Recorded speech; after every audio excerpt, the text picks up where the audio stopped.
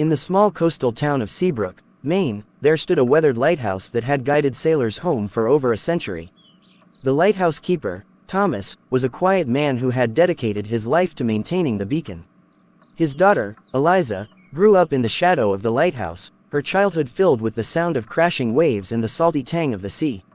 One stormy night in 1923, a fierce gale swept across the coast. The winds howled like wolves, and the waves towered like mountains. Thomas, now elderly, fell ill and was unable to climb the spiral staircase to light the beacon. Without the light, ships were in grave danger. Eliza, just 17 years old, knew what she had to do.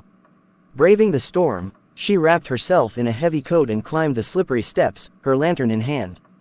The wind threatened to knock her off the stairs, but she pressed on, determined to save the sailors at sea.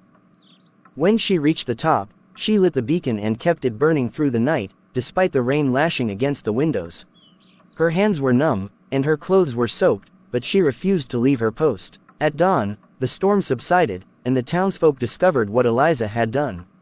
A ship's captain later recounted how the lighthouse's beam had saved his crew from certain disaster.